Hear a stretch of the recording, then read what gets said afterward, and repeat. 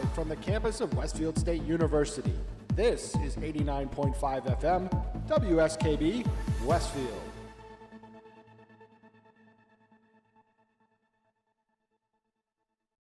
Support for the community programming of WSKB is provided by Westfield Bank.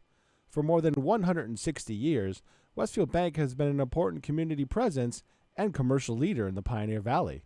With convenient full banking services in Westfield, West Springfield, East Longmeadow, Agawam, Feeding Hills, Springfield, Southwick, as well as Enfield and Granby, Connecticut, visit us on the web at westfieldbank.org.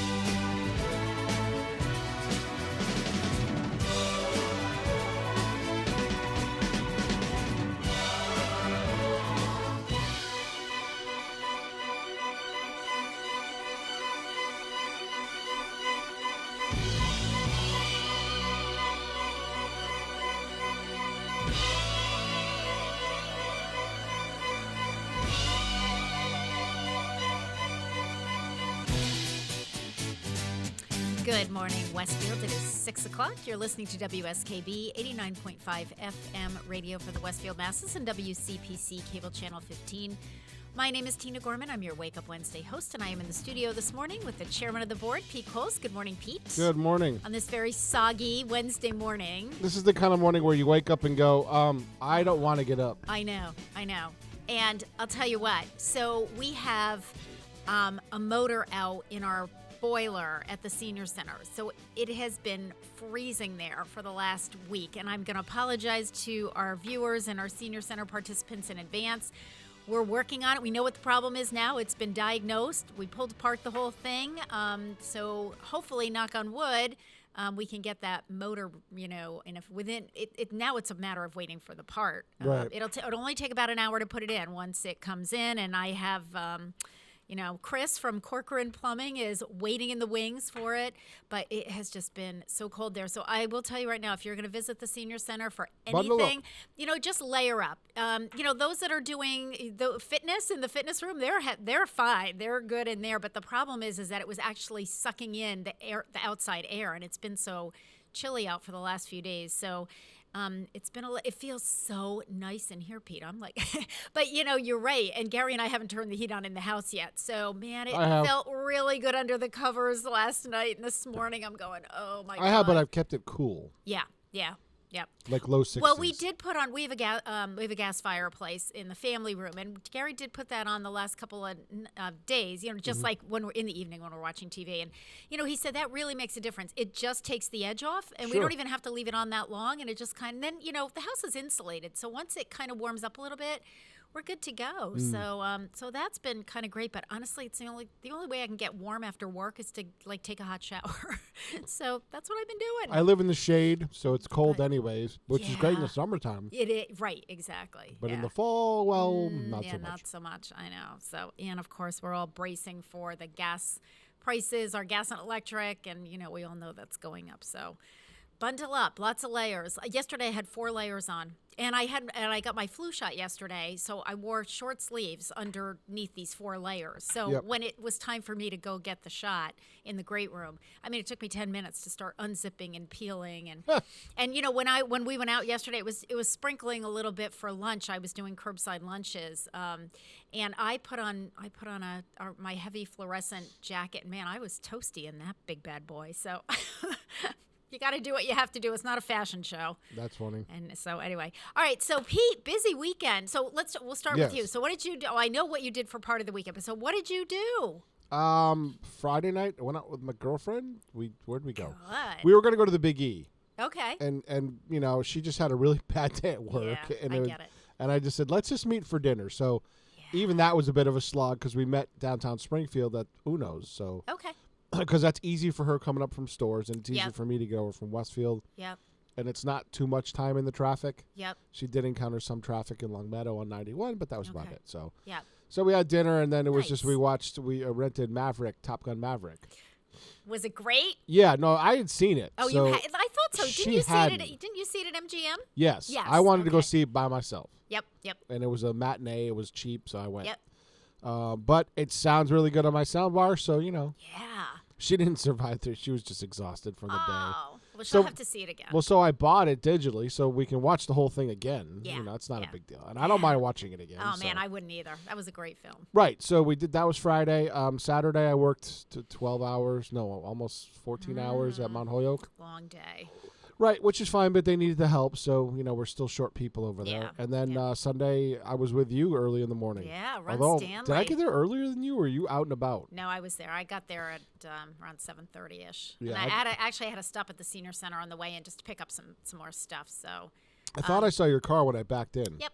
Yep. I was Um, there. But yeah, so I tried to get some sleep. Yeah. Yep.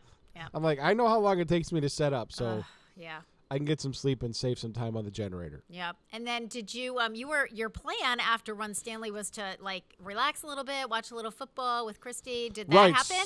So I came back here, unloaded the gear, because I didn't want to bounce around my yeah. car. Yeah. Absolutely. Drove down to Connecticut. She was still at her dad's, so I went to Little Red Barn Brewers and sampled their Oktoberfest beer. Ooh, how was it? It was actually Was it good? incredibly good. It Good. was it's probably one of the better ones I've had Nice. ever. Nice.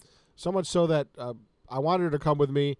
She was just tired. Yeah, She just wanted to yeah. go home. Yeah. So get it. after Saturday, because she was at the Yukon game on Saturday, again helping with employee yeah, that's weekend, right, yeah.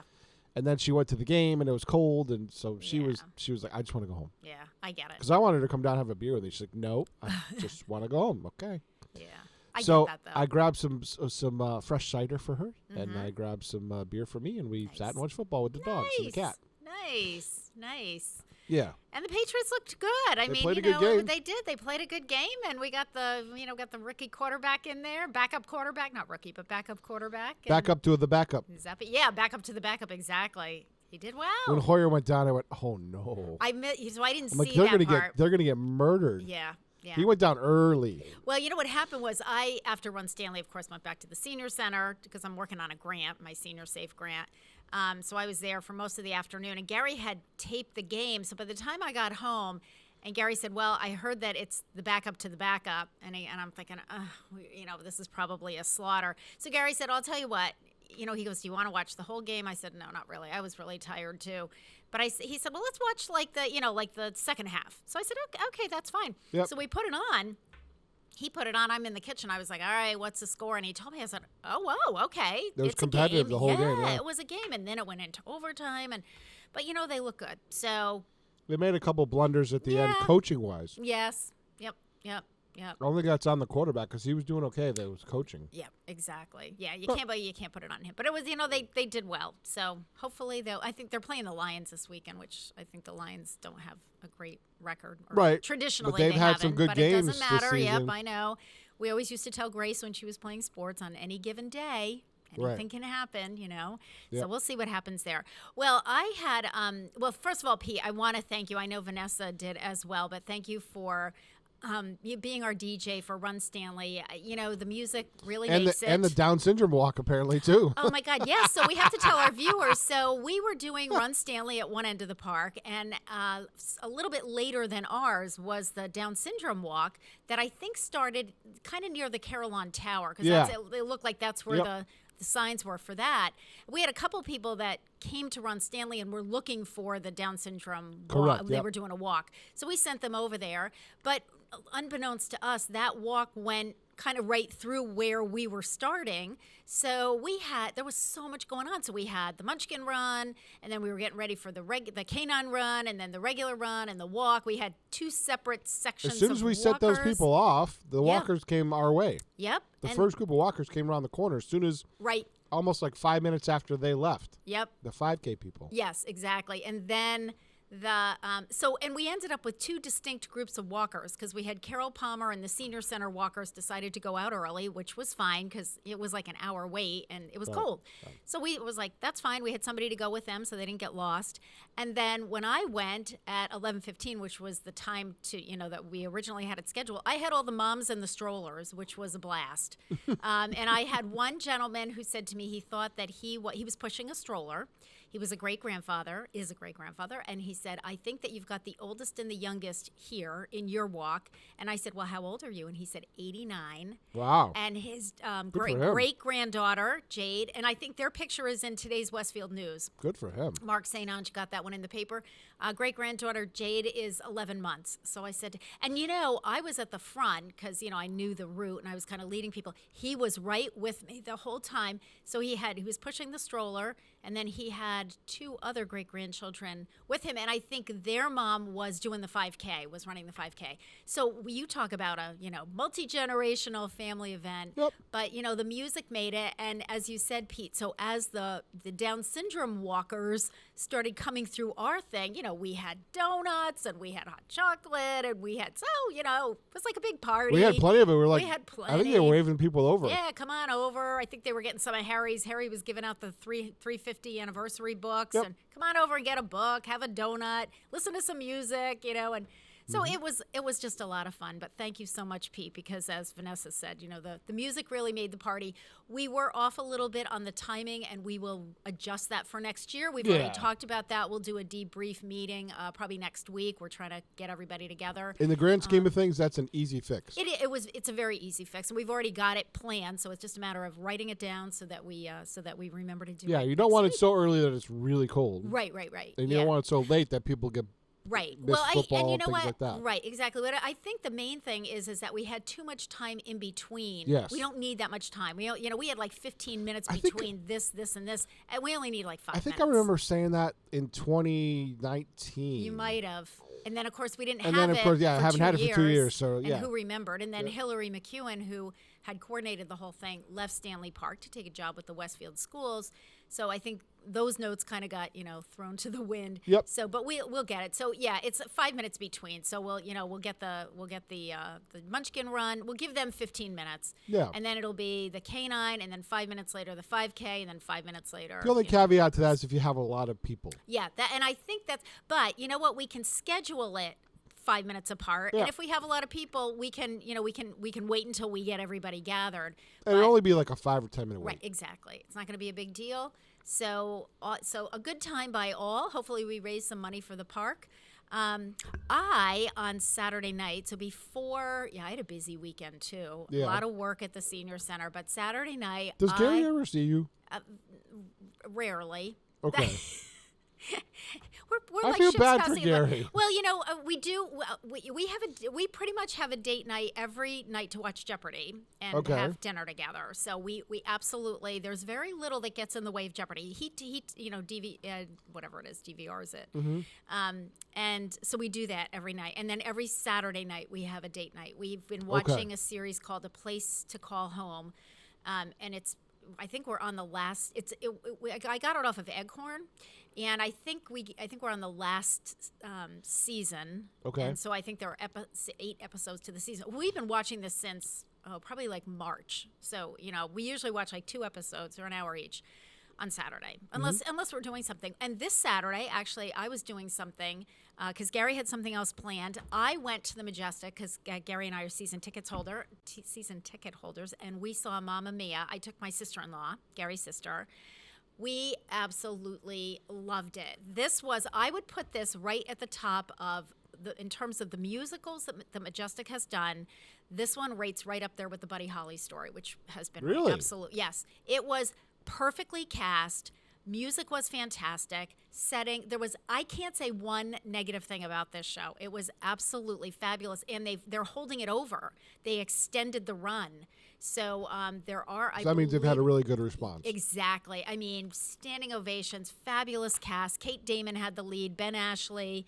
They're both seasoned actors with the Majestic and lots of other theater groups as well. But And it That's turns helpful that they know that stage really well. they Because it is a very small stage. Yeah, and they absolutely, and I cannot say enough about it. I would go back and see it again in a heartbeat. Like, Okay. it was fabulous. So, Mamma Mia at the Majestic.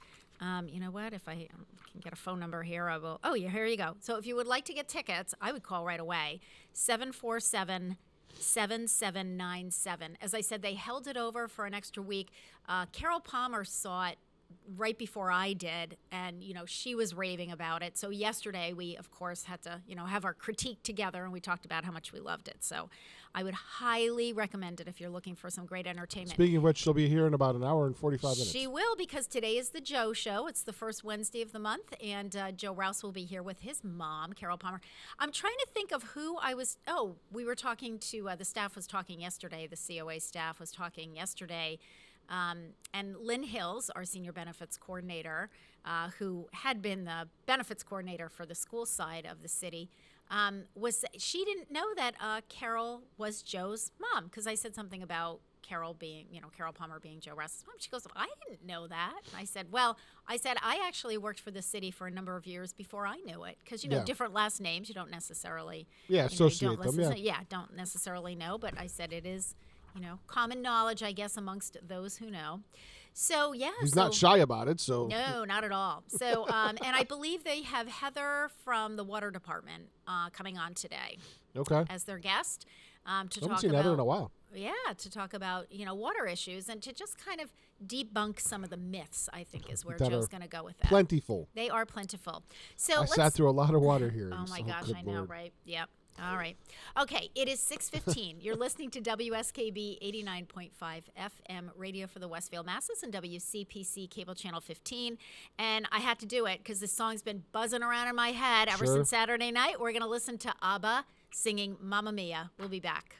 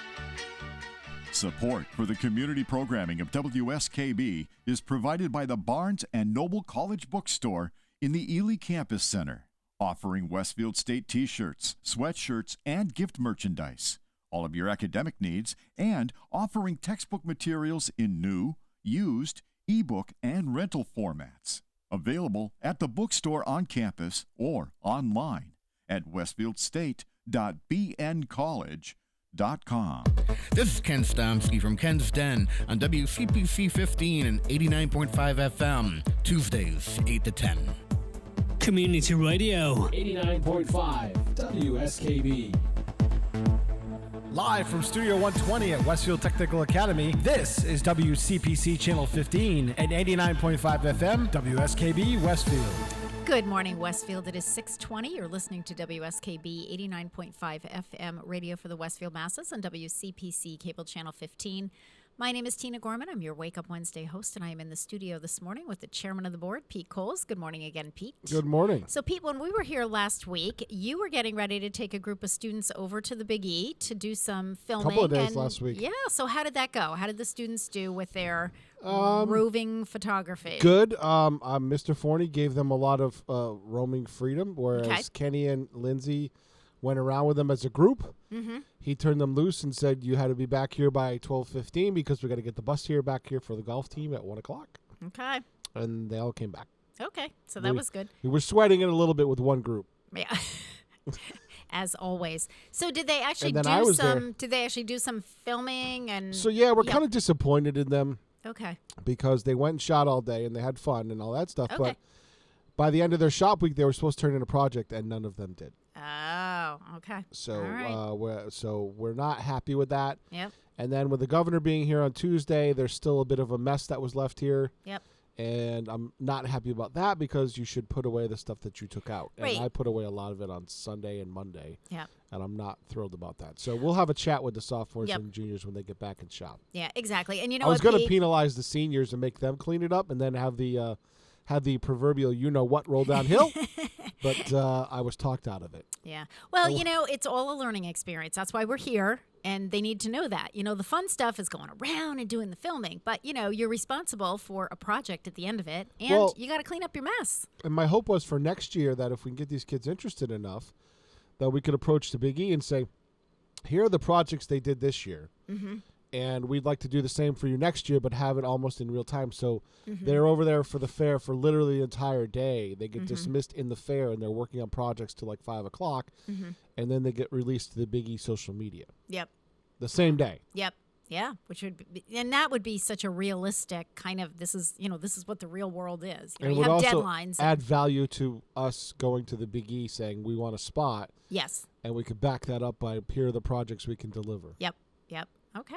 Well, again, it's all part of the process, It's Yep. all part of the learning experience. And, as we were talking about before with Ron Stanley, you come back and you say, okay, here's what worked. Here's what didn't work. Here's what we need to do differently. Well, and what I've noticed okay. is for 2 years, a lot of these students were told, well, just get by. Don't, do the Yes. best you can. There's no Yeah. expectations because it's a whole new thing. Yeah. So now they've settled into that rut. Yeah. And we got to get them out of it. Yep. Exactly. And it's a rut. Yes. Yeah. They're capable of a lot more than what they're doing. Do you think, Pete, some of that was just, COVID at-home learning kind of Yeah, stuff? absolutely. Yeah. You're home and the Right. expectations were set lower for Yes. all these kids because you're at Right. home is a whole new thing. They Yep. didn't know what to do and Yep. that. And that's fine. Mm-hmm. But hey, we're back now and there's expectations now and you have to start meeting them. Yeah. We're up and running. Right. And we're doing meaningful things. This isn't just, we're not just goofing off here. Yeah. We covered the governor here live. Yes. We did. Yep. That wasn't a question mark. That had to be done. Yep. So, Big and same deal. thing with the Big E. Yep. Yes, you can have your fun, but there's also time to do a bit of work too. Right. Exactly. All right. Well, again, it's part of the process, part of the learning process. Yeah. Hopefully right. they bounce back and we can have a lot of fun next year. Yeah. Well, that's, I think as the year goes on and as you set those expectations for this is what needs to be done, hopefully they'll come around. My goal for next year is literally to approach Hometown Structures, have them bring us over a shed where we can set up a control room and put the gear every night. How cool would that be? On the Flag Plaza, share the Flag Plaza, rent a tent over there. that Clemenza's / V1 vodka can use at night when Yep. we're not there Yep. primarily. Yep. They can use it as a cover for their patrons. Mm-hmm. And then during the day, we can use it to throw a couple tables together and use it as a makeshift set. Nice.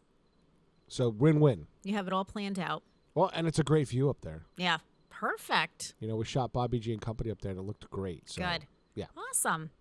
All right, let's do a few famous birthdays here before our next break. So it is the birthday of Maya Lin, sculptor, born on this day in 1959 in Ohio. She is 63 years old. I cannot believe that Maya Lin is 63 years old. When I tell you who she is and what she did, you're not going to believe it either. She's a Chinese-American sculptor and landscape artist. Lin studied at Yale University, where she received a Bachelor of Arts degree in 1981 and a Master of Architecture degree in 1986.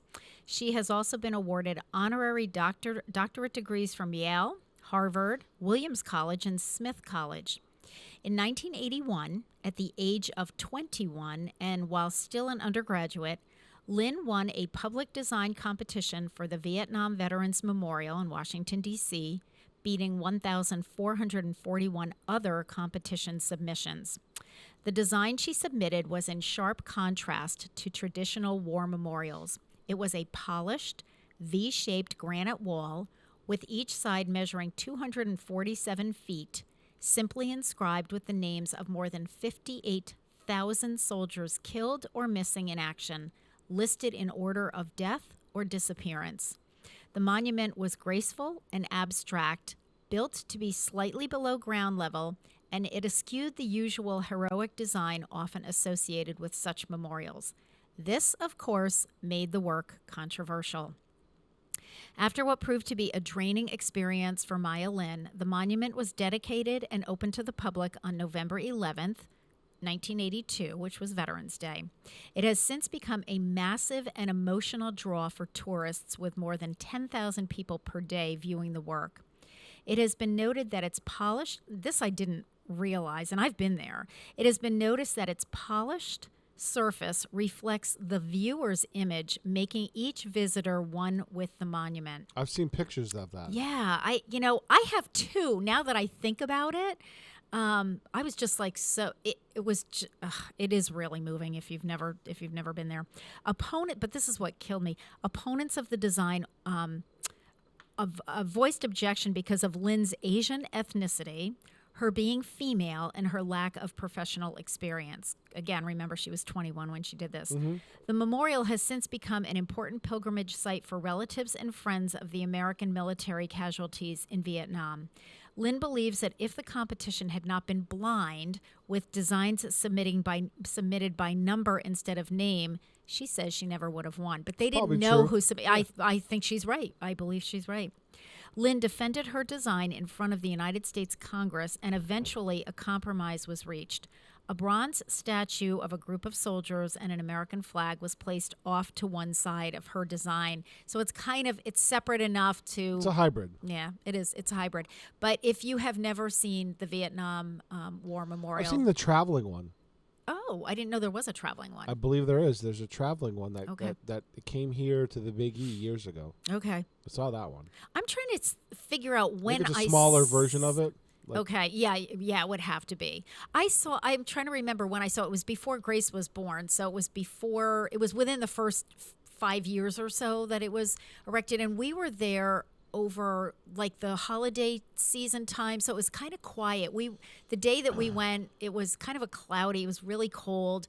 So there were not a lot of people, which was really nice. So we took a lot of pictures and we could, look at names, but there were some Vietnam veterans there. I mean, people were crying. It is just really moving. So the traveling wall will be in Thompsonville, Kentucky from October 13th through October 17th in the Thompsonville City Park. Really? Yep.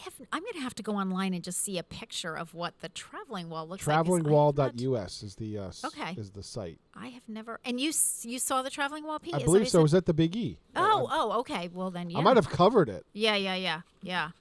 Yeah, really amazing. So happy. But I can't believe when I looked at this, I said, oh, this can't be right. She's 63. And then I thought, well, yeah, Tina, because she did this in 1981 and she was 21 years old. Yeah, so it stands it's 3/5 scale. It stands 6 feet tall and is 300 feet from end to end. 3/5 scale. Yeah. So happy birthday to Maya Lynn.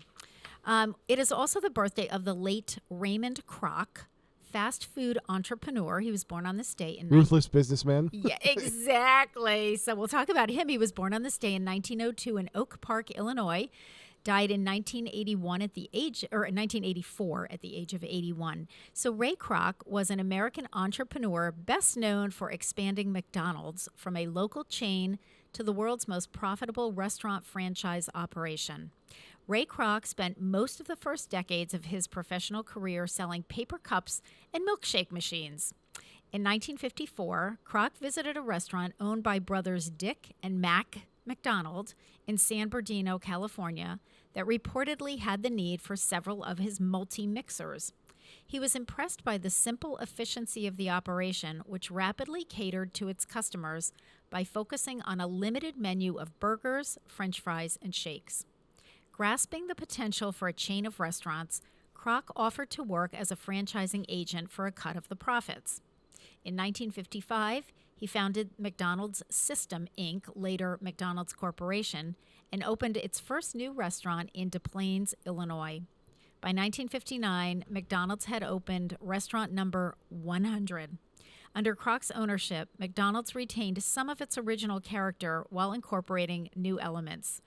Kroc kept the assembly line approach to hamburger preparation that the McDonald brothers pioneered in the 1940s, while taking care to streamline operations across every restaurant.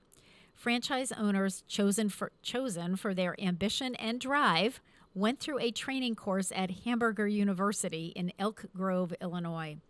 While some criticized the nutritional content of McDonald's food, its treatment of teenage workers, and Kroc's reputation, as you said, Pete, for ruthless business dealings, the model he engineered proved extremely profitable. Kroc's strict guidelines regarding preparation, portion sizes, cooking methods, and packaging ensured that McDonald's food would look and taste the same across franchises.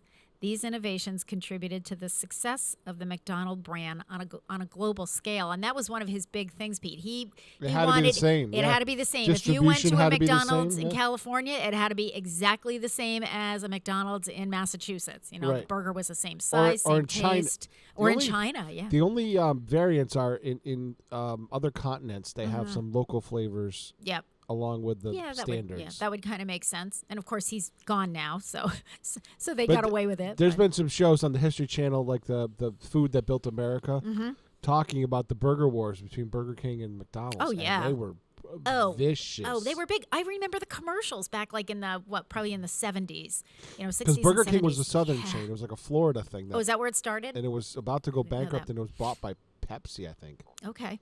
And Pepsi really made it go. Yeah. And then it kind of spun off on its own. But yeah, the stories were, and then the Cola Wars were that was even bigger. Oh, show. Pepsi and Coke. Yeah, absolutely. Yeah, the Cola Wars. All those commercials back in the day. I like it because the narrators, the Yes. narrator voice is Yep. unbelievable. Such a great voice. Well, that's coming from a radio, television, media guy. Yes. You're paying attention to. But it's interesting because Gary will say that when we're listening to certain things, he will comment about that. It's like, wow, he's got a great. Sometimes I'll try to great find out voice who for it is. TV or great voice. Yeah. There was an old show on the History Channel called Wrath of God, and the narrator, I ended up looking him up. I don't remember his name. Yep. But I was so curious, I looked him up and found out his career, and the guy that voiced Mythbusters is from Australia. Okay. Did you know that? I didn't not know Yeah, that. right. I looked him up. Yeah. I'm like, that's how I found out about Mike Rowe. Mm-hmm. Because he was a narrator, and Yeah. I just started getting curious about him. Yeah. Well, yeah, and I'm sure now you got the internet. You can find these things out. Yeah. Well, and I enjoy these narrators are just they're just cool. So Yeah. Great. I know. And it's one of those jobs, like, who thinks of doing that? I want to grow up and be a narrator, but some people just have the voice for it. Gary thinks that JPEG Luca has the greatest, he does. Radio voice ever. Somebody said that to me at Ron Stanley. You have a great radio voice. I'm You like, do. No, I don't. You do. Well, I think you do. I think you I do. think my Well, voice yeah, is you can. horrible. Oh. All right. So listen, let's take a break. No, it's not. It's not at all. It's a great voice. Let's take a break. It is 6:30. Well, it's 6:34 now. You're listening to WSKB 89.5 FM radio for the Westfield Masses and WCPC cable channel 15. So in honor of the birthday of Maya Lin, we're going to listen to, this is a really moving Billy Joel song. It's kind of a little out of the ordinary for him. It's called Good Night Saigon. We'll be back.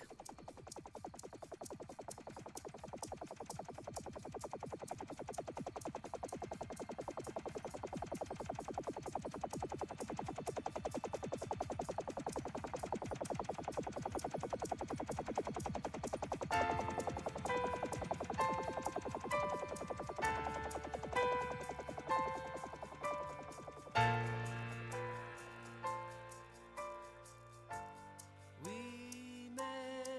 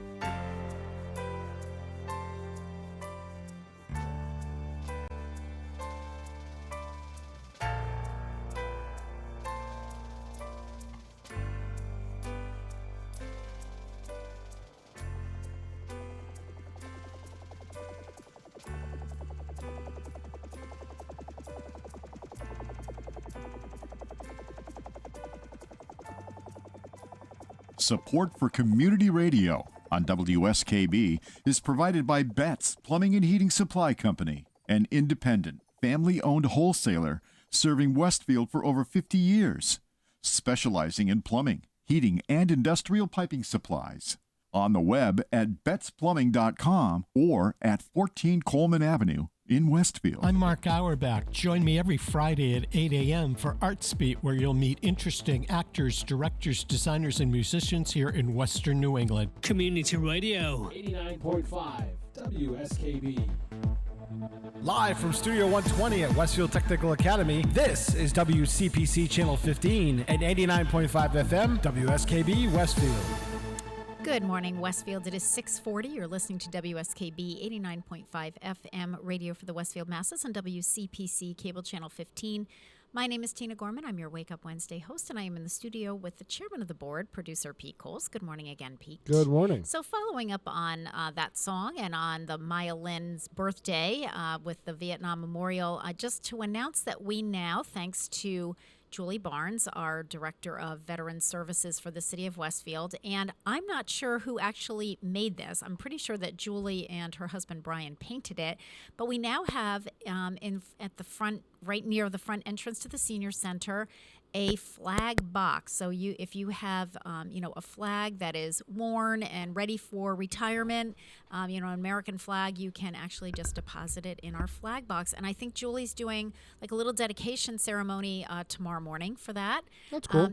I thought that was really nice. I think she's got some of the city councilors coming. I think she's invited all the city councilors and mayor and so forth. So it's beautiful, and someone made it. I believe that it was a veteran who made it. So I'm sure he will be there, and they probably just said, "Hey, you don't have a flag box. You probably should have one, and I'll make one for you." Julie and I had talked about it, and I had said that because they were collecting. They would collect them, but a lot of people didn't know. This way, it's right outside, so it's kind of like our drop box. We don't have to be open. You can drop your flag off anytime, and there's a little trap door in the back that Julie and James can get them out. So anyway, that's out there, and stay tuned when we have the November issue of the Voice of Experience newsletter. Julie has some things planned for veterans in November, and so we'll be highlighting those in next month's newsletter. So that should be good. Okay. All right, another birthday. It is Pete. I had to throw this one in there for you. It is the birthday of the late Robert Goddard, engineer, professor, physicist, and inventor. Dr. Goddard, yeah. Yes, born on this day in 1882 in Worcester, Massachusetts. I did know that. Yep, he died August 10th, 1945 at the age of 62. Robert Goddard is credited with creating and building the world's first liquid-fueled rocket. Goddard successfully launched his rocket on March 16, 1926, which ushered in an era of spaceflight and innovation. He and his team launched 34 rockets between 1926 and 1941, achieving altitudes as high as 1.6 miles and speeds as fast as 550 miles per hour.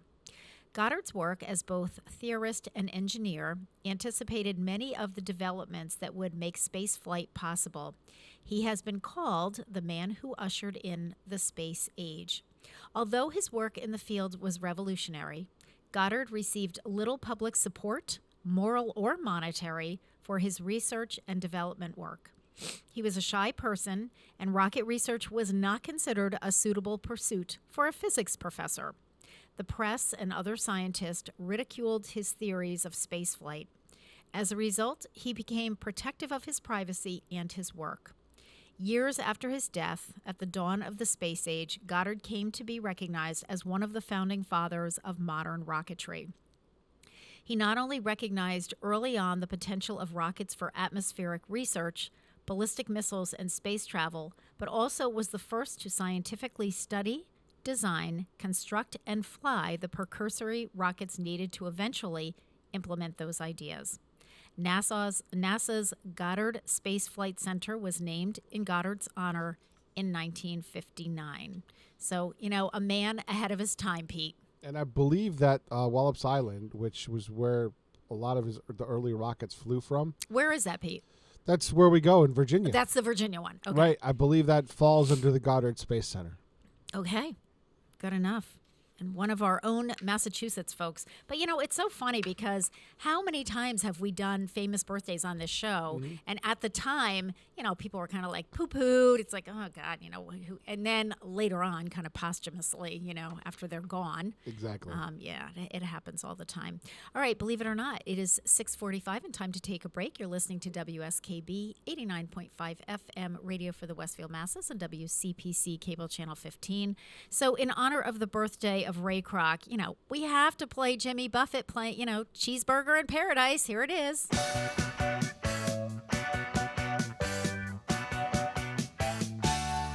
Tried to amend my carnivorous habits, made it nearly 70 days, losing weight without speed, eating sunflower seeds, drinking lots of carrot juice and soaking over rays. But at night I'd have these wonderful dreams, some kind of sensuous treat, not zucchini, fettuccine, bulgur wheat, but a big warm bun and a huge hunk of meat.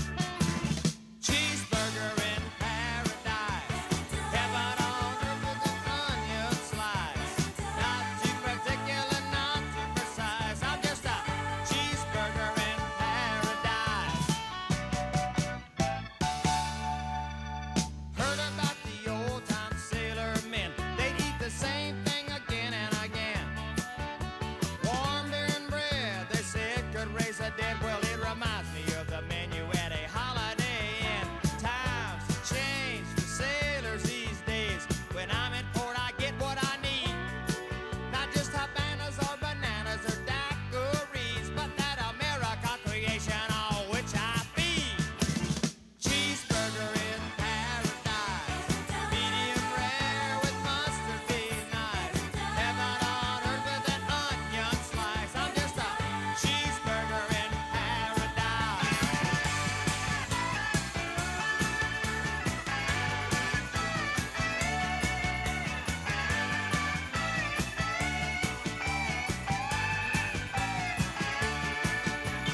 I like mine with lettuce and tomato, Heinz 57 and French fried potatoes, big kosher pickle and a cold draft beer. Well, good God Almighty, which way do I steer from a cheeseburger in paradise? Making the best of every virtue and vice, worth every damn bit of sacrifice to get a cheeseburger in paradise. Be a cheeseburger in paradise. I'm just a cheeseburger in paradise.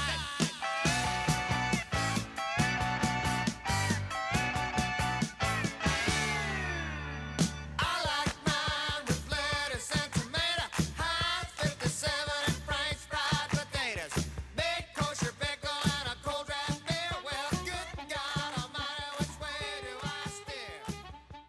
Support for the community programming of WSKB is provided by the Dunkin' Donut Shops of Westfield and the Sardinia family. It's nice to know that even as the world changes, Dunkin' Coffee remains the same at 7 convenient locations throughout Westfield. Join us every Thursday morning. From 6 until at least 7:30, Check out the Bobby G and Company Show. right here on WSKB 89.5. Community Radio. 89.5 WSKB.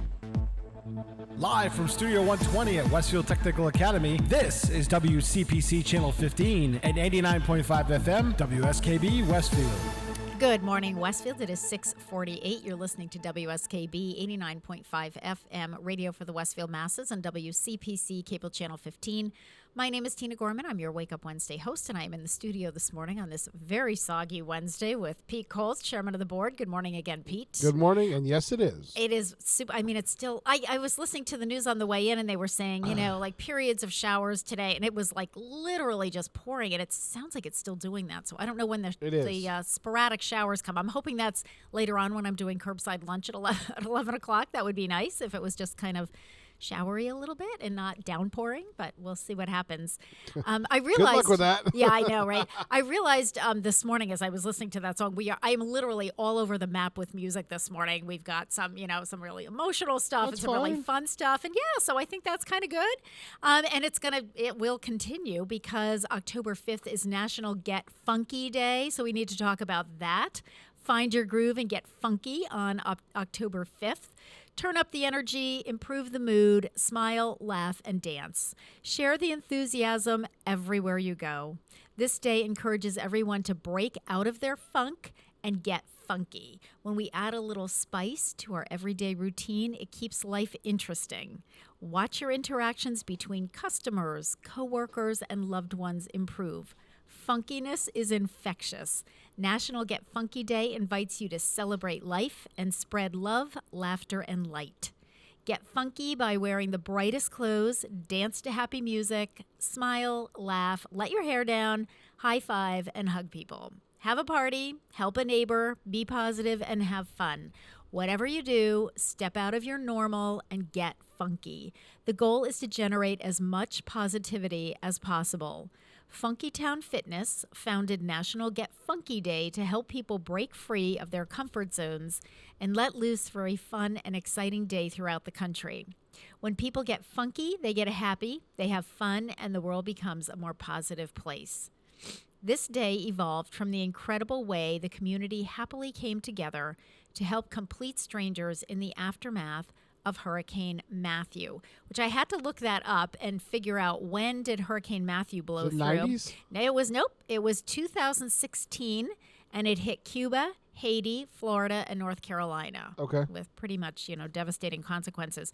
But it was so funny because when I was doing this, I thought, here we are, celebrating National Get Funky Day, and after our show, we have the Joe Show, hosted by Joe Rouse and his mom, Carol Palmer, who is like the definition of all of this. Get funky by wearing bright clothes and dance to happy music and smile and laugh. That's so Carol.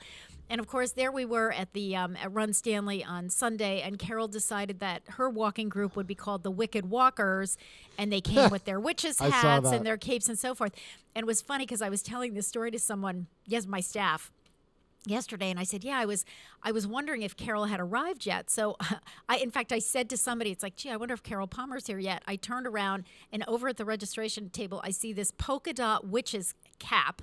Before I even saw the face, I said, that's Carol. She's here. And of course, it was Carol. She was there. So get funky today. It is National Get Funky Day. Very cool. All right, we have a couple more birthdays. It is the birthday today of James Valentine, guitarist, born on this date in 1978 in Lincoln, Nebraska. He's 44 years old today. James Valentine is an American musician who is the lead guitarist and backing vocalist for the pop rock band Maroon 5. He graduated from the University of Nebraska and attended Berklee College of Music. Valentine is a friend of John Mayer, whom he met in 1996 at Berklee in Boston. An opening slot on Mayer's 2003 summer tour helped bring widespread exposure to Maroon 5. Before that, they were kind of like more of a garage band. Maroon 5 released their debut album called Songs About Jane in June of 2002. Aided by the hit singles Harder to Breathe, This Love, and She Will Be Loved, the album peaked at number 6 on the Billboard 200 chart and went quadruple platinum in 2005.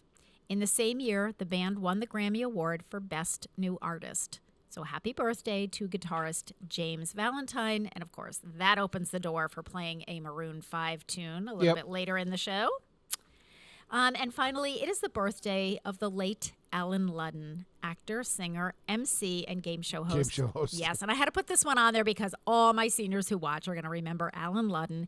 He was born on this date in 1917 in Mineral Point, Wisconsin. Died in 1981 at the age of 63. An English and Dramatics major at the University of Texas, Alan Ludden graduated with Phi Beta Kappa honors in 1940 and received his Master of Arts in English from the same university in 1941. He served in the United States Army as officer in charge of entertainment in the Pacific Theater. During the late 1940s and early 1950s, he began his career as an advisor for youth in teen magazine columns and on the radio. His radio show for teenagers, called Mind Your Manners, received an Honorable Mention Peabody Award in 1950. Ludden hosted many game shows, including the College Bowl, but he was most well known for hosting both the daytime and primetime versions of Password on CBS and ABC between the years 1961 and 1975. The password is... Exactly! exactly. Oh my God, Pete, you sounded just like him. Ludden married Margaret McGloin in 1943, and she died of cancer in 1961. He proposed to Betty White, whom he had met on Password at least twice before she accepted. Their romance blossomed when they played summer stock theater together in the play Critics' Choice in 1962. Alan Ludden and Betty White were married on June 14, 1963, and remained together until Ludden's death. They appeared together in an episode of The Odd Couple, in which Felix and Oscar appeared on Password, and also as a couple on a season 4 episode of The Love Boat. Remember that show back in the day? They're bringing that back as a reality show. Did you see that? I did. Well, I didn't know it was coming back as a reality show, but I knew that it's coming back. So, yeah. When Betty White was asked in an interview on Larry King Live whether she would remarry once Alan Ludden passed, she said, "Once you've had the best, who needs the rest?" She never remarried, and she died in 2021, of course, at the age of 99.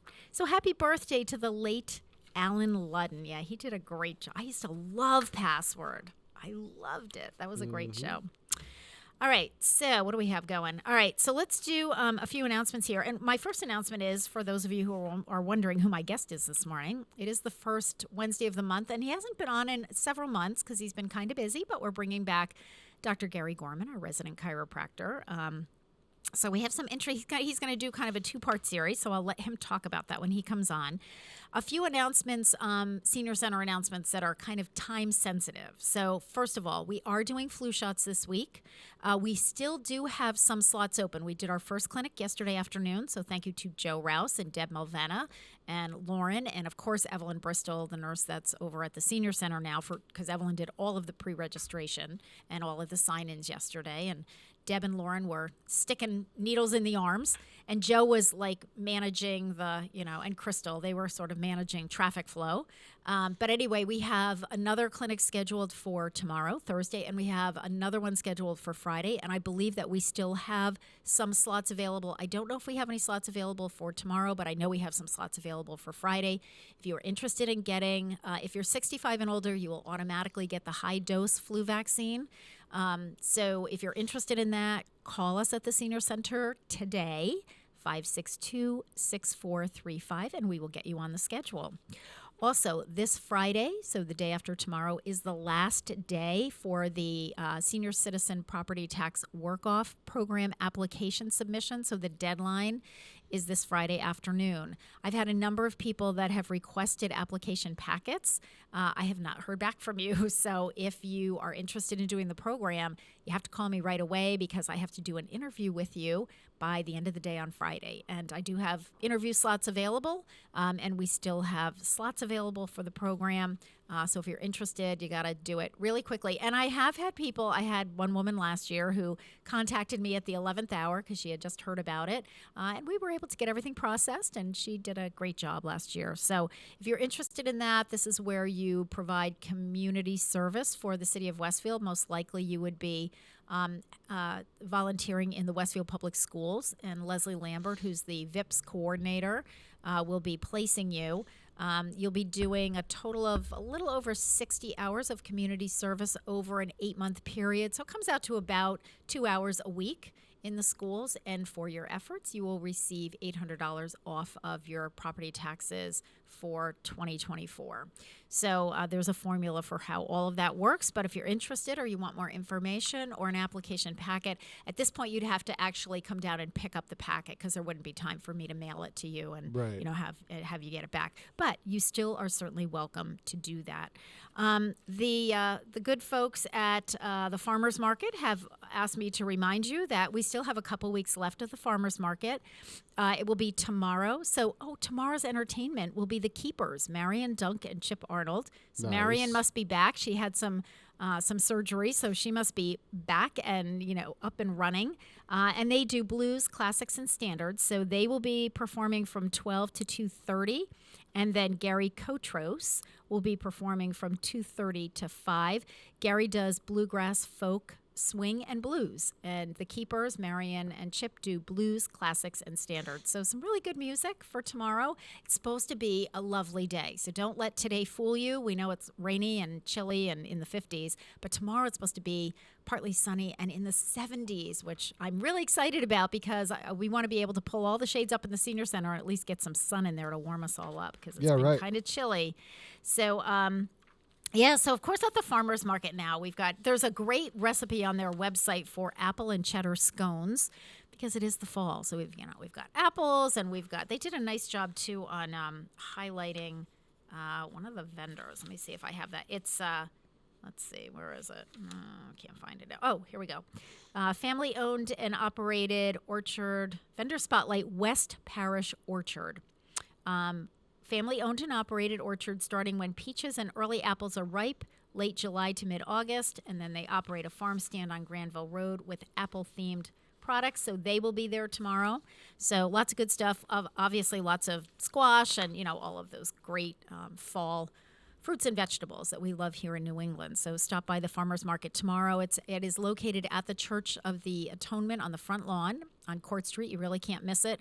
Make sure that you park in back of the church. Please do not park in the Arbors parking lot. The Arbors is located right next to the Church of the Atonement, and sometimes people have a tendency to want to park there and walk across the grass, but the Arbors need those spots for their residents and especially for their visitors and their staff. So just park behind the Church of the Atonement, which is where the parking lot is for the farmers market. This morning, I'm going to make one more announcement before we go to our top of the hour. Actually, I'm just going to give you a little tease, and I'll give you more details after we come back from our break. But we are having our 7-year Itch Senior Center anniversary party. We will have been in the Senior Center 7 years. It's amazing. It is amazing, on October 26th. So we're going to talk about that because the tickets go on sale today. And Mary Lou Najalski, my program director, and I are actually expecting a very quick sellout. So we'll talk about that when we come back. It is 7 o'clock. You're listening to WSKB 89.5 FM radio for the Westfield Masses and WCPC Cable Channel 15. We'll be back.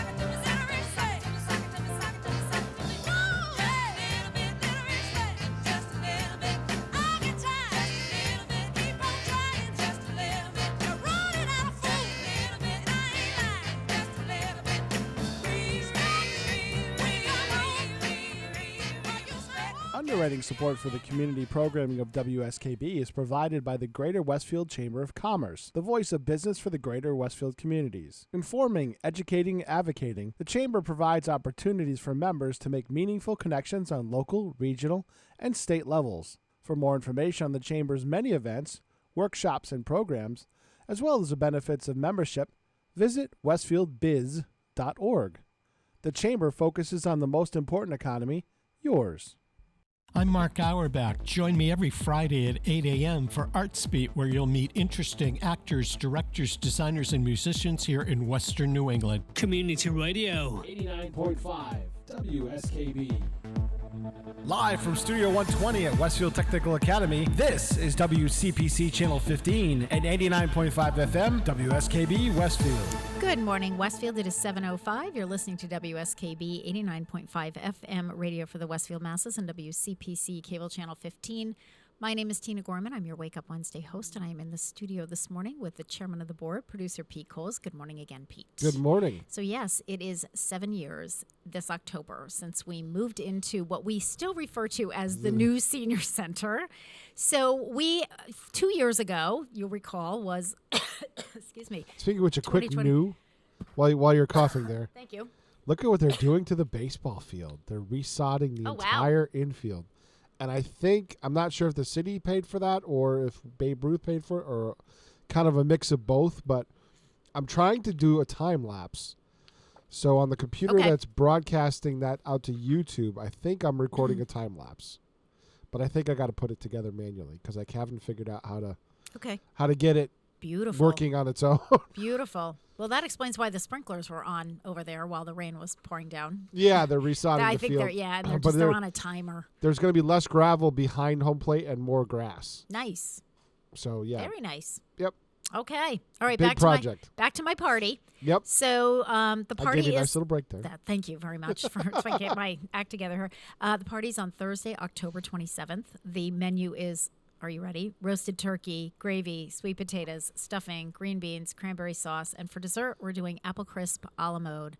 Good Lord, the people are going to be able to waddle out of there. Now you know why the tickets are going to sell out fast. Can I sneak in there? So tickets go on sale this morning. Well, somebody's got to be there because we're going to film this because we have for our entertainment, Mr. Motown meets Mr. Doo-Wop. We have Irv Lewis, who previously performed with Center Stage. Who does a lot of Motown. They will do two cameras, one pointed at the stage and one pointed at the crowd. Yeah. And his new performing partner is Leslie Anderson, male singer, who does a lot of rhythm and soul and smooth vocals. So it is going to be a fabulous party. Mary Lou and I are super excited about it. Tickets go on sale this morning at 9 o'clock. We're going to we lied. We said they were going to be in the Fireside Lounge, but I think we're going to have a group. So we're going to do it in the Great Room. We have a little bit more space in there. When is that again? What date is that? The date is Thursday, October 27th. The entertainment goes from 11 to 12, 11 a.m. to noon, and then lunch is served at noon, and then that's it. So, yeah, it'll be a great, great party. So, mark your calendars. But you have to come down because somebody had called me yesterday. This is not a call-in for tickets. We do that if it's like a curbside event. But because this is an indoor event and there will be no curbside that day, you have to actually come down and purchase tickets. You may purchase up to 4 tickets. So, I know that we have some groups of friends that want to go. Send one representative down this morning to pick up your tickets so that everybody's happy. Also, one other announcement before I do one more national day before we bring Dr. Gorman on. 2 more announcements, I lied. One is there is no bingo this Friday afternoon because we are doing the last of our flu clinics. That's on the front page of the newsletter, but just in case somebody asked me that yesterday, just kind of confirming. So no bingo this Friday because we have the last of our flu clinics. And on Thursday, October 13th, Elaine Lees is going to be doing an art class outside, like on the senior center, I think on the front porch. It is for non-artists, so you don't have to be, it's just going to be a simple landscape. But she really wanted to do something outdoors. We are hoping, praying, keeping our fingers crossed that it's a, decently warm day. Yep. But you do need to sign up for that. And the cost of that is $5. And then all of the supplies will be provided for you. So you don't have to bring anything, just yourself. And, just a desire to do some fun, just a fun art project. So it's kind of art for all. How's that? All right. It is 7:09, and we have to talk about the fact that today is National Pumpkin Seed Day. I purposely left that until just before Dr. Gorman joins us because I know he's going to be talking about some nutritional stuff today. So I thought, what better way or what better time to talk about the fact that October 5th is National Pumpkin Seed Day. As the temperatures cool and the leaves turn, the season becomes perfect on the first Wednesday in October to enjoy National Pumpkin Seed Day. Many of us have fond memories of roasting these delicious nuggets after carving the jack-o'-lantern, but most of us never realized just how good and good for us they were. But surprisingly, pumpkin seeds have been valued for their dietary and medicinal properties for thousands of years. In fact, pumpkin seeds have been traced back as far as 7000 BC, according to archaeologists excavating a tomb in central Mexico. In comparison to other nuts and seeds, pumpkin seeds are one of the most nutritious plant-based foods. A quarter-cup serving alone includes an immune-boosting 17% of an adult's daily allowance of zinc and a powerful red blood cell supporting 15% of the iron needed. This little seed also has a whopping 8.5 grams of complete plant-based protein in just 1 ounce. Ounce for ounce, that's 2.5 times more protein than hard-boiled egg. These flavorful bites have much more to offer, including a plentiful helping of minerals with over 40% of the RDI of magnesium, phosphorus, and manganese, essential nutrients that aid in overall body function. Pumpkin seeds without shells provide a wonderful standalone snack, especially those that are dry roasted and with flavor. They also make great additions to salads, oatmeal, and even ice cream. Mix them into baked goods for added crunch or to granola and bars for extra protein. Don't hesitate to elevate a savory dish to a new level by creating a pesto with pumpkin seeds. And I have to say, when I was pregnant, I was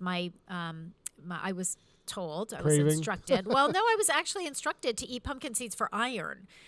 So I was kind of throwing them on everything, and they really are delicious. So it is, National Pumpkin Seed Day. All right, so in honor of, before we bring Dr. Gorman on board, which hopefully he'll be calling in. He's already called in. He's waiting. Okay, great. So let's celebrate the birthday of Robert Goddard, kind of the father of rocketry, with a song by the Kinks. It's called Supersonic Rocket Ship. You're listening to WSKB 89.5 FM radio for the Westfield Masses and WCPC Cable Channel 15. We'll be back in just a couple minutes.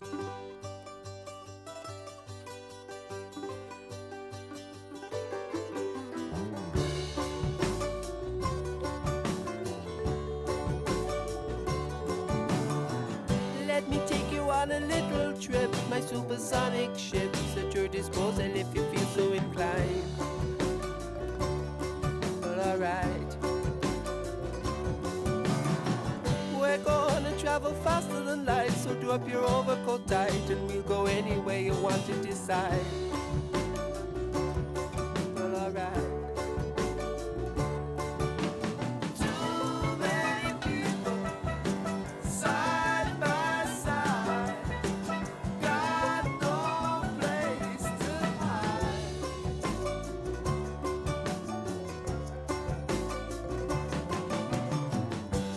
Supersonic rocket ship, nobody has to be helped, nobody needs to be out of sight.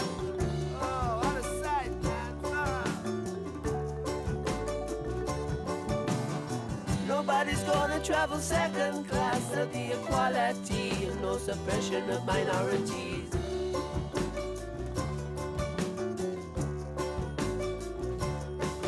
We'll take this planet, shake it round, and turn it upside down. My supersonic rocket ship.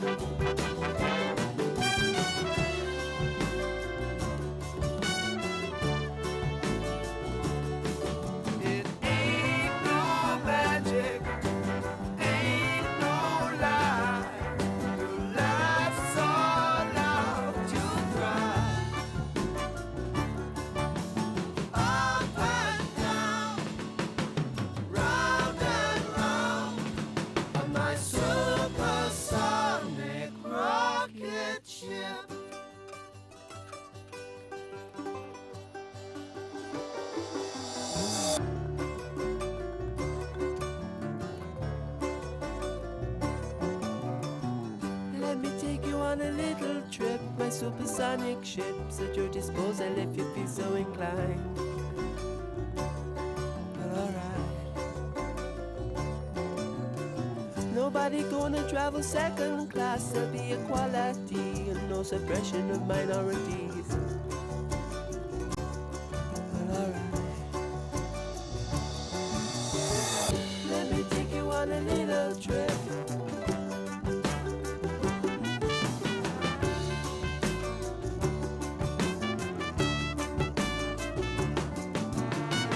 On my supersonic rocket ship. Underwriting for Community Radio on WSKB is brought to you in part by Rockies. Over 30 convenient locations throughout Massachusetts, Rhode Island, New Hampshire, Connecticut, and Florida. One of the nation's largest ACE dealers. Expertise and great product selection in paint, hardware, lawn and garden. That's Rockies. Rock solid service since 1926. On the web at rockies.com. Join me, Tina Gorman, each week from 6 to 8 a.m. for Wake Up Wednesday, when my guests and I discuss health, wellness, and lifestyle reimagined. Community Radio. 89.5 WSKB. Live from Studio 120 at Westfield Technical Academy, this is WCPC Channel 15 and 89.5 FM WSKB Westfield. Good morning, Westfield. It is 7:16. You're listening to WSKB 89.5 FM radio for the Westfield masses and WCPC Cable Channel 15. My name is Tina Gorman. I'm your Wake Up Wednesday host. I'm in the studio this morning with Pete Coles, and on the line this morning is our resident chiropractor, Dr. Gary Gorman, with Strength for Life in East Hampton. Good morning, Dr. Gorman. Well, good morning, Mrs. Gorman. How are you? I'm doing well. Pete Coles asked me earlier on in the show if you and I ever saw each other, and I told him that it is a fair question. It is a fair question. I told Pete that we have a standing date pretty much every night to watch Jeopardy together, and we have our Saturday night that we're watching A Place to Call Home. So that's been. Other than that, Pete, it is kind of like ships passing in the night. So, Pete, it's probably about 4.5 hours a week. When all is said and done, right, Is Gare? that the secret? Right. When you do the math, half an hour of Jeopardy and 2 hours of a Saturday night date. That's about the extent of things. That's about it. So, yeah. So Gare, it's been it's been a few months since you've been on the show, and in that time, you have really embarked on a very personal health and wellness journey, and I really you were sharing that with some of my staff last week, and Evelyn Bristol, our nurse, our gift from the health department, when I was telling Evelyn you were going to be on the show, and she said, Gary should really talk about that. She said it's really interesting. So I thought that was a great idea. So I'm going to open this up to you. I know you're going to do this as kind of a two-part, because this has been a journey that you've started several months ago. So I'd like for you to kind of share with our viewers and our listening audience, kind of what you've been doing and how did you start this and why did you start this and kind of where you are and what you're going to talk about. So let's set the stage a little bit.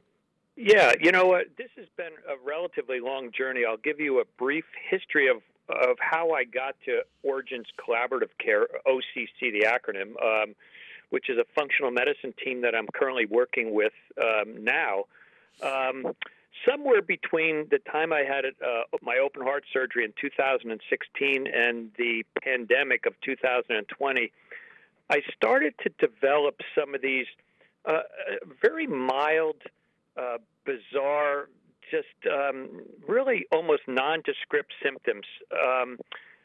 We thought it started off with kind of like a sinus issue. So if anybody has had seasonal allergies or sinus problems, their head feels a little woozy. You just feel a little bit congested. You're just a little. Your thinking is just a little cloudy. It's this process that. You could muddle through your day without any difficulty, but it's kind of just tucked away in the back of your mind. So I said, you know what, this is ridiculous.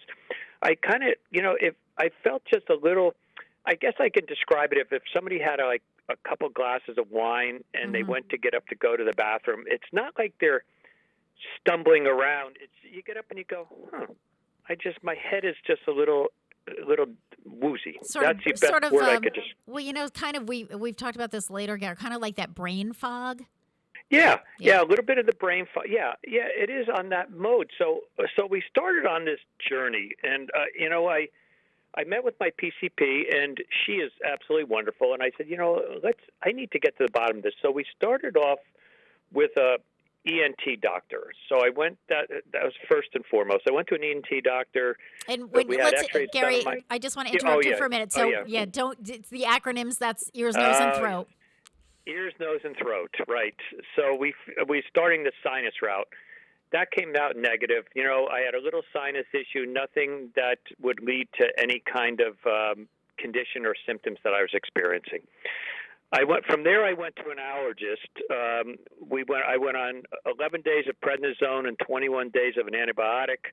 I did some allergy testing, nothing. She said, I wish I could help you, but there's nothing that you're really allergic to. I said, okay. Then I went to a physiatrist in our practice who's physical medicine rehab, because then I'm starting to wonder whether it's coming from my neck. And the neck gives a lot of information to the brain. So if there's some sort of an issue with the neck, it may be affecting. I look at the brain as a computer system, and it crunches data. If it's not receiving enough data, it can't crunch enough information. So that's what we did. Okay. Had an MRI of the neck, found some things, but it wasn't really a place to go right at that point in time because there wasn't really pain involved. Started back in with chiropractic care, working on some just flexibility and motion to my neck and upper back. And that seemed to be helping a little bit, again, but still experiencing. And now the symptoms are becoming a little bit more persistent. At one point in time, actually, Tina, I thought when I was down playing golf in vacation. Oh, yes. I remember that. Yeah. I put my very low-powered prescription glasses on, and it seemed to have totally resolved the problem. I said, wow, that's amazing. If this is the only thing I need to do is put my glasses on. It's just my eyes. I'm awesome. Yeah. So that I did that, and it lasted for a couple weeks. And then the symptoms started to return. So then I went to see a neurologist who was absolutely wonderful, who has since retired. We did a brain MRI with contrast and non-contrast. He did, if you remember, that we did a sleep-deprived brain mapping or evoke potentials. So I had to stay up. Only could get 4 hours of sleep. Which is really, really hard for you, Gary. Yeah, so we're exactly. We did these neurological tests. There was a couple things that was processing piece in the brain that was a little slowed, but it wasn't really a big deal. They didn't think that was the underlying cause of the problem. The brain MRI showed a little bit of a variant in a couple of the vessels, blood vascular vessels, but they felt that was more of a chronic condition, and it wasn't the cause of that.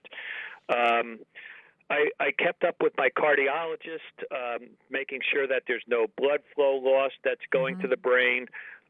Everything seemed to be doing okay with that. I actually went and had I had a neuropsych evaluation, because now I'm starting to think that it was a mental health issue.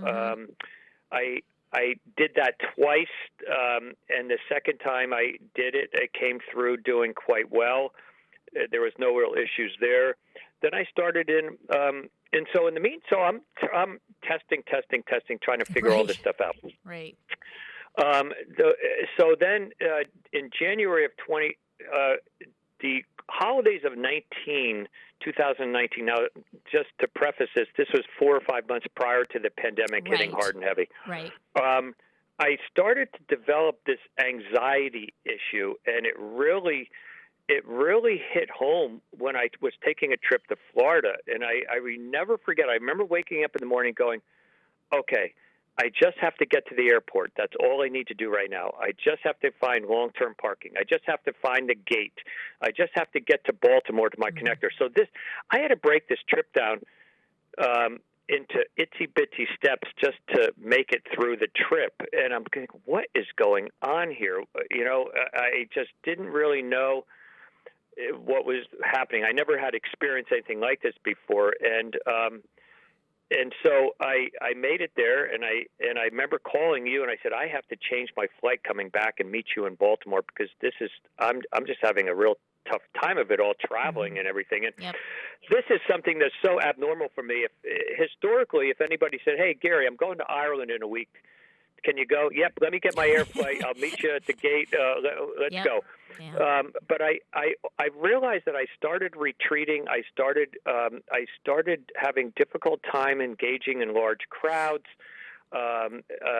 being in social environments, in places where things I perceived as fun, like wedding receptions and big gatherings and galas and things. I just and that used to be a welcomed fun for me to have a social night, to see everybody, schmooze around. That was my personality. That is my personality, or kind of was my personality.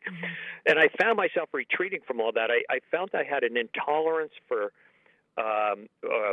chaos, for noise and loud music and all this stuff. And I'm thinking, something is not right here. So I started meeting with a psychiatrist and a psychologist and kind of working through this as though it was like a depression and anxiety issue. So, Teen, that's the Cliff Note versions of my journey for a couple of years. And, on the outside, people would, when you see me, nobody would ever recognize that I'm battling this inside, because there's no battle scars. It's just a matter of, okay, you put your best foot forward and you keep moving forward.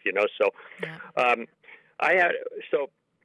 there's a friend of mine who actually is in our practice, who is now our personal trainer, who had a bad head injury several years ago and he went through a long journey as well, but he really engaged in the care of the practitioner in Origins Collaborative Care, who was at another practice, and started having some really good results through a series of treatments that he was getting through her. Well, she left and opened up her own practice, and she has her own team there.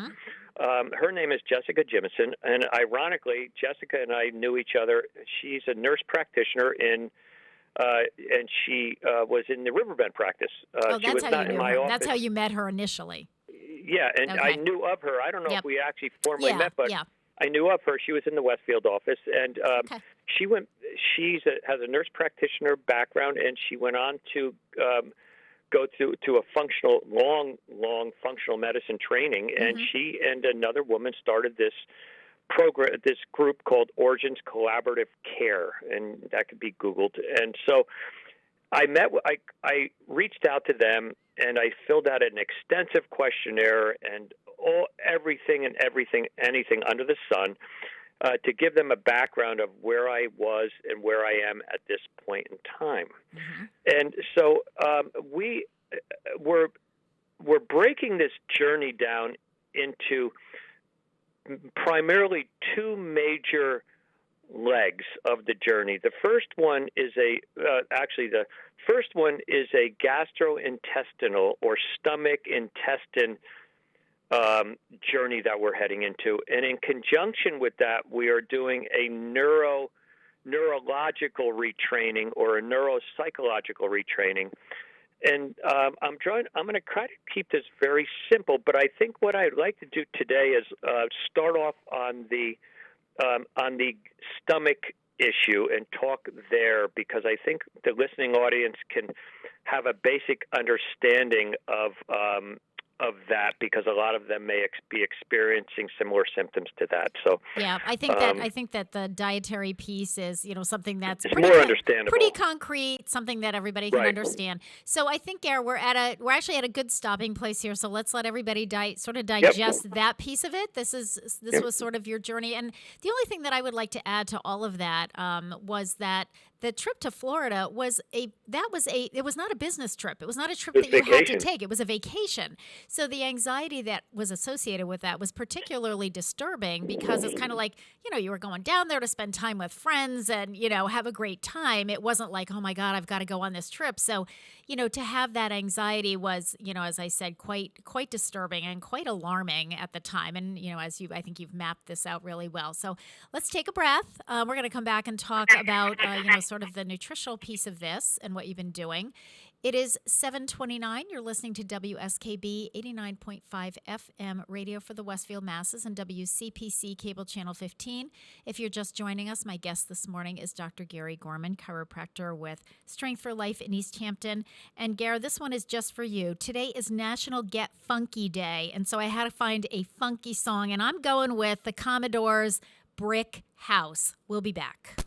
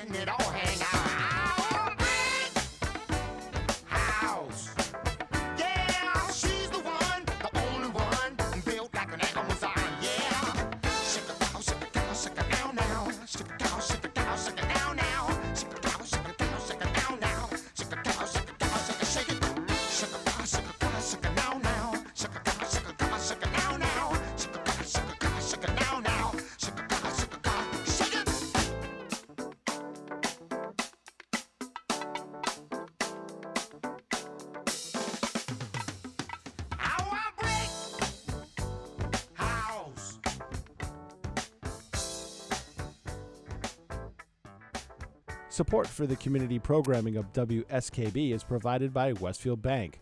For more than 160 years, Westfield Bank has been an important community presence and commercial leader in the Pioneer Valley.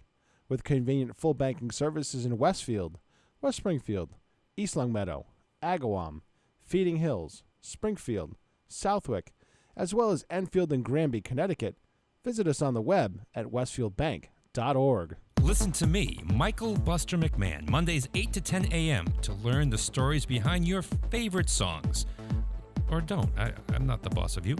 Community Radio 89.5 WSKB.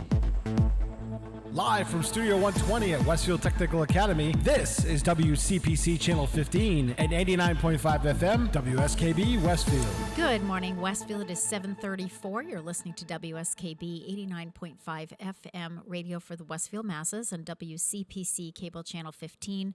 My name is Tina Gorman. I'm your Wake Up Wednesday host, and I'm in the studio this morning with Pete Coles. And on the phone, we have our resident WCPC resident chiropractor, Dr. Gary Gorman with Strength for Life in East Hampton. Welcome again, Dr. Gorman. Thank you. So we've started talking about your very, very personal, and thank you for being so open and honest about this journey, because it has been a few years now. So it's been challenging. Yeah, it really has, and it's been a long process. But I'm very proactive. That's the way I've lived my life. I'm proactive. I just keep searching forward because I feel that there is an answer. And so you know what.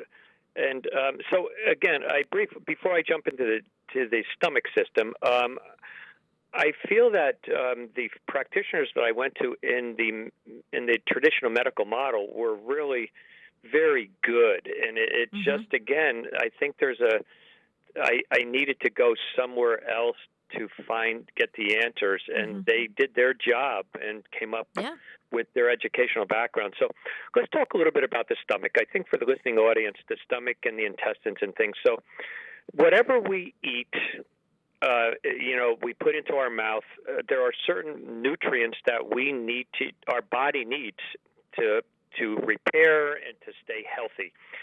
So the system, we eat something, and before it goes out the other end, it has to go through a series of processes. The stomach, the small intestine, the large intestine, and that is a very fine balance. And that has to be in a perfect working order. It has to be, the acid level has to be exactly correct. And it's very much more complex than one would think when they eat their salad. Well, what's going to happen with this salad with my body? How's my body going to process this salad? And what happened is I had no obvious gastrointestinal symptoms, and I want to go on record by saying that I don't have irritable bowel syndrome, I don't have celiac disease, I don't have any kind of constipation or diarrhea, or I don't have any kind of diagnosed condition with my stomach. So what Jessica did was to start. That's where we're starting. We ordered what was called a GI map and blood work, and a GI map is a very extensive laboratory testing of the stool samples in your intestines, and it goes out to a lab, and it's analyzed, and it comes back with a lot of data and a lot of information. So interesting enough. So again, I preface this by saying I didn't have any kind of celiac disease. So one of the benchmarks that were tested for was gluten, and everybody has heard about gluten. Gluten is the protein in wheat and other grains, and it's changed over many, many years because the agricultural community have modified wheat. Wheat that we see in the fields in the Midwest is no longer the wheat that our great-grandparents made bread and used for feed today. It has been genetically and chemically modified in order to yield bigger yields. So the bottom line is that it's different than what it used to be, and our bodies have a difficult time breaking this down and getting rid of it and utilizing it, and it gets built up in our system. Does that make sense? Yeah, that makes sense. Okay. So again, prefacing it, I had no history or outward symptoms of this. So when we got our lab work back, we talked about there's a benchmark. It was an antibody for gliadin, which is the protein for gluten. The lab could only go up at the highest mark of 500, whatever the unit value was. Mine was over 500. That means that my body is building antibodies, looking at gluten as a foreign body in my body. So in essence, it's building an immune response as though it was a virus or a bacteria or a spore or something else. Gary, just for a basis of comparison, what would be considered sort of normal? None, or very low. Okay. Yeah. Okay. Yeah, I forget what the normal range is for gliadin, but it's very, very low. Okay. And so what happens is that the first in the immune system, the first line of defense, no matter what happens, is inflammation. Mm-hmm.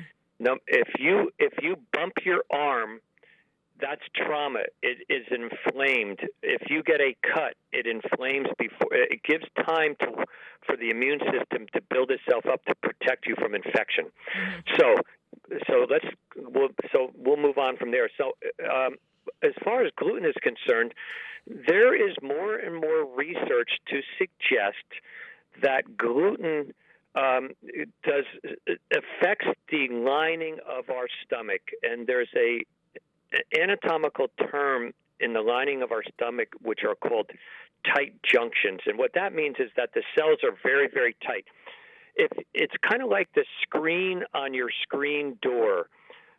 It allows the lining of the stomach allows certain molecules to get through it, like your screen.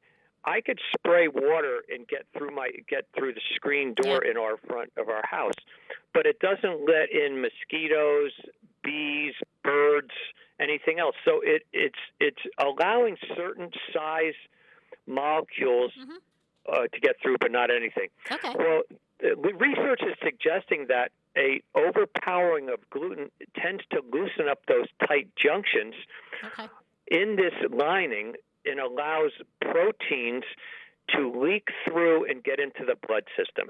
Okay. And we don't want that. Basically, right. Not a good thing. We want a better screening process. So that is suggested by that. There's a book that I read called Brain Maker by David Perlmutter. David Perlmutter is a neurologist, and he's board certified. He's a fellow of the American College of Nutrition. And he talks all about how gluten affects brain function and brain activity. So let me tuck that away for now. The second one that they found in my system was what's called H. pylori. It's a bacteria that you find in the lining of the stomach, and what it does is that it colonizes and it starts building up in the stomach. And historically, that could mean that the normal bugs that we need in our body have been depleted, or if, for example, if somebody went on an antibiotic for a period of time, antibiotics are historical for wiping out our normal bacteria or the normal gut biome.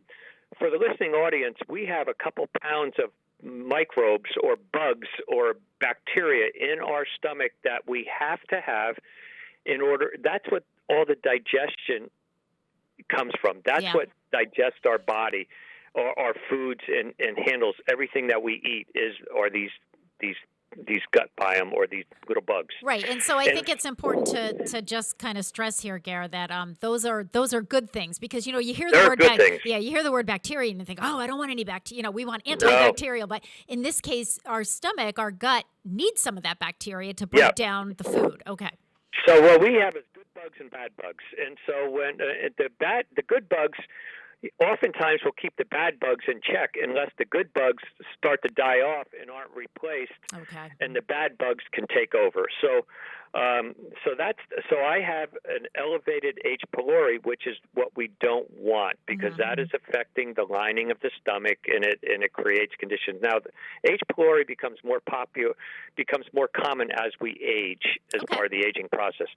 The third one was, ironically, Jessica asked me, did I have my gallbladder out? And I said, no. Why? She goes, because I had a large amount of fat and lipids that were not being absorbed in my intestines, but was just being excreted out. And what the gallbladder does is the gallbladder squirts out what's called bile, which is a detergent. And this detergent prepares fats that we eat in our diet to be digested efficiently and properly to be absorbed.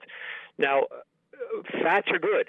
We need fats for cell membrane repair. We need that in our body. We need fatty acids. We need this stuff. It's not the fat that we think about lining our midriff because we're overweight. This is a nutrient that we absolutely need. So these were the three biggies. So my journey began. So we looked at that, and I knew the first thing was going to happen is Jessica's going to tell me. She goes, "Okay, Gary, we need to start a gluten and dairy-free diet." And I said, "Okay." I expected this to come. So I've been on a gluten and dairy-free diet for 3 months. I'm starting into my 4th month now, because what we need to do is we need to lower the antibodies. We need to lower the gliadin in the gluten in my system so the antibodies that were fighting them settle down and the inflammation settles down, because we don't want to have this chronic, this long-standing inflammation at the cellular level. You know, again, I noticed, I told you I didn't have gastrointestinal issues, but low-grade inflammation can be one of the leading causes of cardiovascular disease because it's lining the walls of our arteries and our veins. It could be one of the culprits in musculoskeletal issues, in joint pain, in muscle pain, fibromyalgia. It goes on and on and on. Inflammation is good short term because it's protecting us, but anything long term can become detrimental, and that's what we're doing. So we're ridding my body of this protein that is causing inflammation. Okay. And so the second one, I went on a 10-day program to destroy the H. pylori in my stomach and get that colony wiped out, and then start to replenish the gut biome. So we did that early on. We're continuing to do that. And I take a supplement, a bile supplement. It's a capsule that I take whenever I'm eating a fatty lipid meal in order to prepare the fat to be broken down more efficiently. And so that's my journey. And I have found that my gluten and dairy-free diet has been relatively easy. I could buy all the foods that I need in Big Y, in Stop and Shop, in Ocean State Job Lot. I go to the River Valley Co-op in East Hampton because I practice there. I find that I could just have just about everything that a non-gluten and dairy-free person eats, and I don't feel that I'm compromising my life at all. And so I have oat creamer for my coffee. I have almond milk for my smoothies. I have plant-based yogurts. I eat I had last night. I had pasta with chickpea pasta. Yep. With sauce, tomato sauce that was gluten and dairy free. I found Oatly has chocolate ice cream to die for that is gluten and dairy free. So, ironically for you beer drinkers, there is gluten-free beer. There's, it goes on and on and on, but it just requires discipline, and I'm all in on this. I'm all in because at the end of the day, I control my decisions, and I feel that this makes sense to me. How Jessica is working through this makes perfectly good sense to me. She is going to go with a Part B on this. No, so in essence, she's building a house, and she is building the foundation right now. She's setting the foundation in place in order for when she starts constructing the rest of this house of health, that she has a strong footing. So she needs to, before she starts working with specific nutrient needs, she has to make sure my stomach and intestines are absorbing the nutrients that she is giving to me. I think the sewer systems in the world are probably the healthiest in some way because so many supplements and dietary aids are going in one end and out the other end because they're not being absorbed efficiently and properly in the average American's system and wasting a lot of money and time. I have seen capsules in x-rays of vitamin C capsules that never were broken down and processed. Yeah. So in essence, Gare, what you've done up to this point, or what you continue to do for the next several months, is kind of create a baseline Yep. Yeah. Okay. And so after 6 months, I will do another GI map and blood work, and we'll see the improvement that was made. Mm-hmm. Now, a sidebar to this digestion thing, there is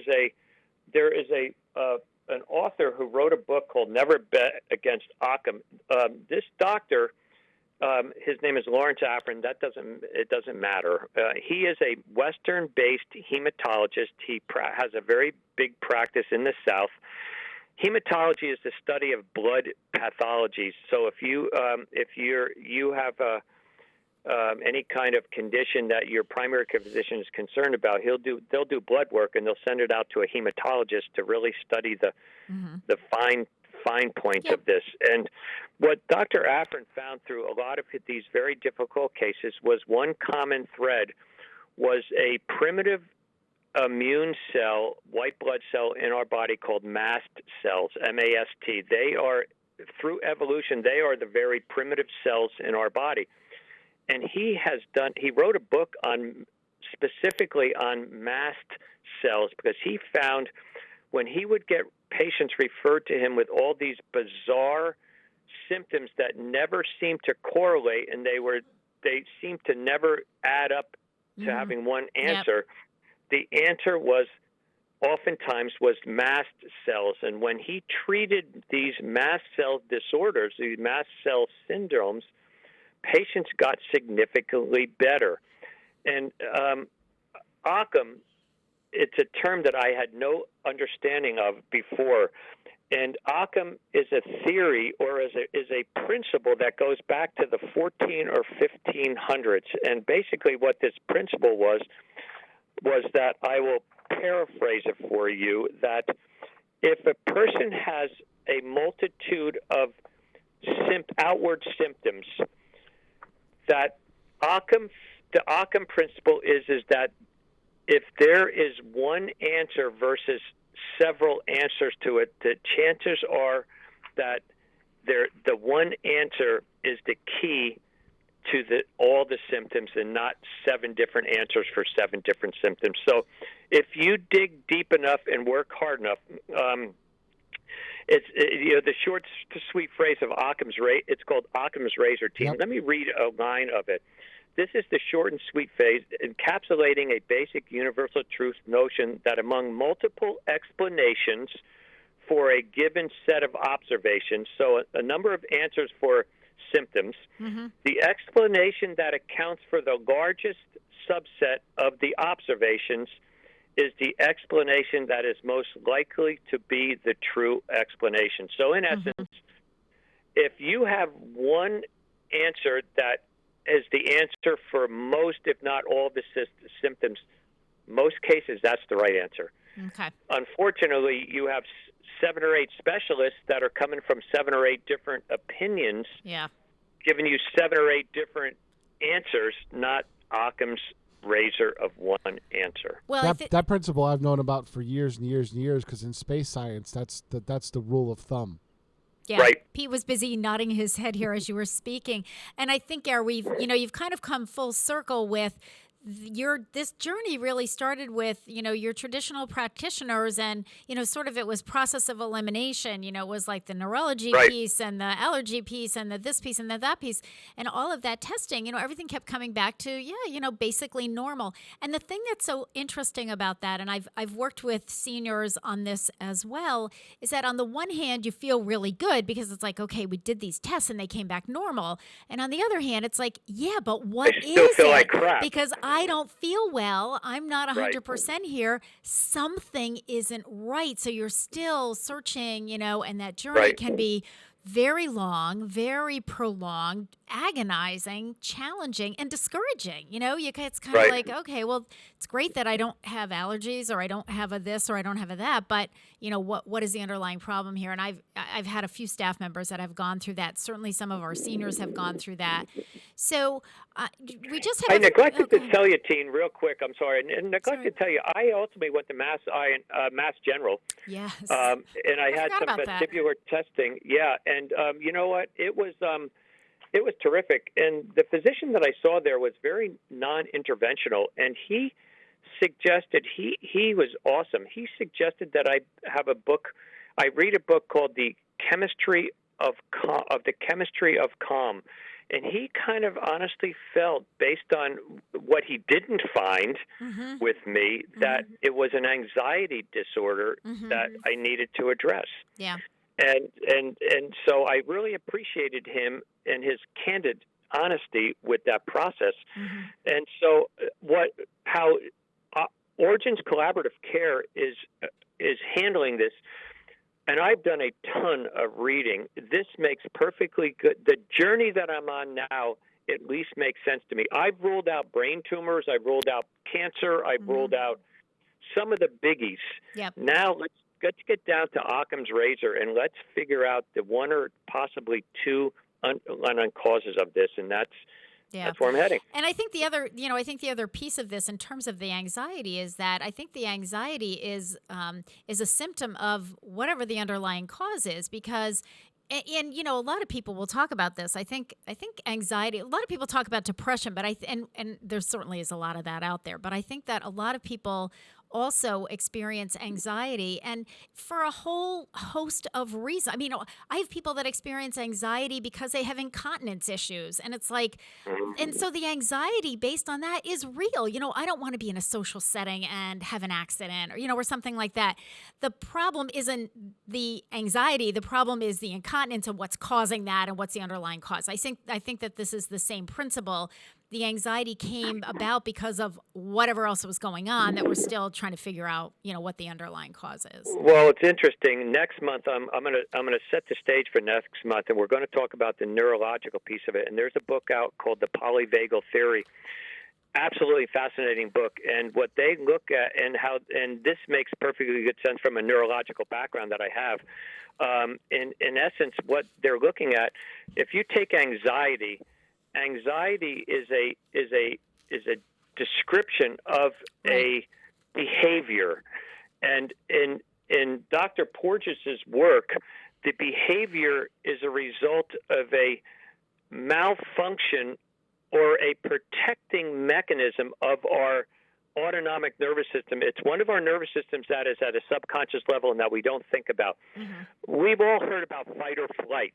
Yep. We don't have to think about if somebody's chasing us to come kill us, we should run. We don't think about, right. Oh we my just God, do I it. better run now. Yeah, just do it. And so there is a whole other nervous system there that is very active, and through the evolutionary process is setting the stage. So what we perceive as outward anxiety is a dysregulation of these autonomic nervous systems that is leading to this. Now, I have my mindset has changed my symptoms, my process, or my thought of my symptoms from pathology to protection.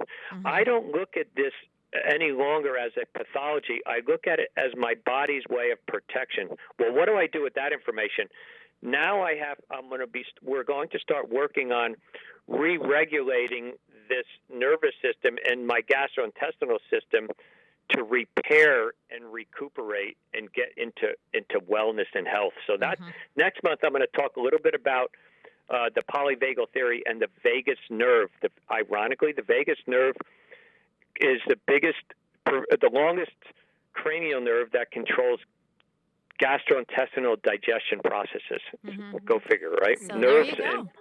Nerves and stomach. Do you think it ties in a little bit? Right, exactly. So that's really a great note to leave this on. So my guest this morning has been Dr. Gary Gorman, chiropractor with Strength for Life up in East Hampton.